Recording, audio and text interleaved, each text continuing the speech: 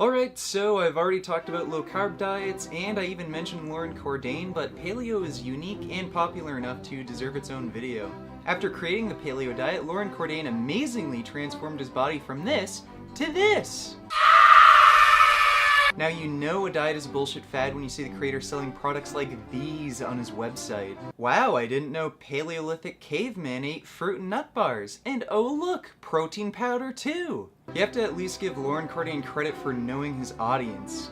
He knows appeal to nature fallacies are good enough for these morons who can't even do a single proper pull-up and think basing their diet on a primitive people who often died of nutritional deficiencies is a good idea. The funniest thing about this diet is virtually every single recommended food item was created during the Neolithic era. So why even call this the paleo diet when this, and this are all Neolithic?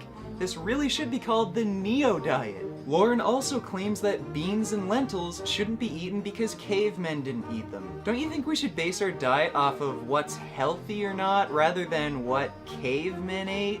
Well, Lauren doesn't think so. He'd rather just appeal to nature. We find that whenever and wherever it was possible, hunter-gatherers always preferred animal food to plant food. So they clearly preferred fatty animals to animals that were lean. The bottom line is that paleo diets, if I had to characterize it, would have always been lower in carbohydrate. Most of the hunter-gatherer societies, the majority, were consuming higher than 15%. And if you look at the evolutionary record, if you look at hunter-gatherers, there's no vegan or vegetarian hunter-gatherer. So people that don't eat meat won't reproduce. Claims he's a scientist! At its heart, the paleo diet really is just another low-carb diet. But because cholesterol and saturated fat are so well known to cause heart disease, Lauren and his caveman friends have to cause confusion about cholesterol in order to sell his diet to you. Saturated fat by itself probably is not problematic. I can assure you there is no confusion whatsoever that saturated fat and cholesterol are responsible for heart disease. This study demonstrates that a saturated fat-rich diet, kind of like the paleo diet, activates an obesity-linked pro-inflammatory gene.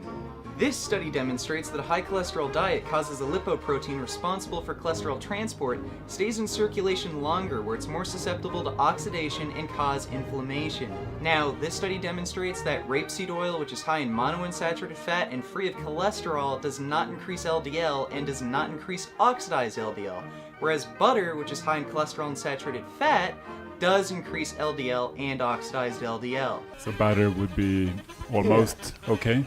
Not almost, it would be okay. Wow, a lot of people are happy now. And lastly, this study demonstrates that low cholesterol levels halt the development of coronary artery plaque, whereas high cholesterols increase the development of coronary artery plaque. I think under the context of the paleo diet, saturated fat really has a minimal effect on either cancer or heart disease. Cholesterol is very clearly a culprit for heart disease.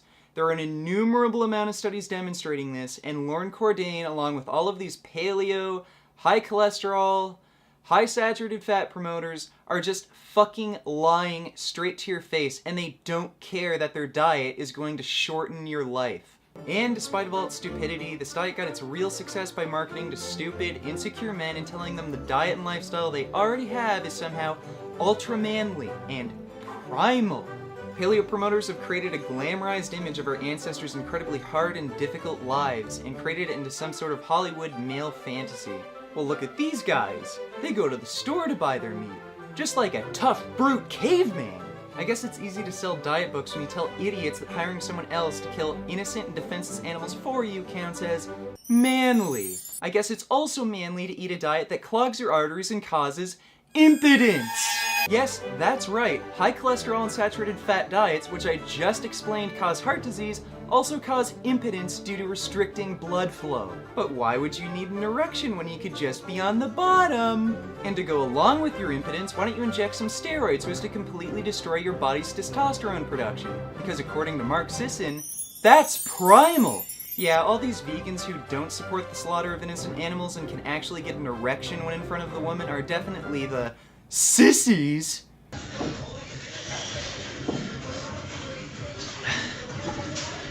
Come on, take control, Patrick. Come on.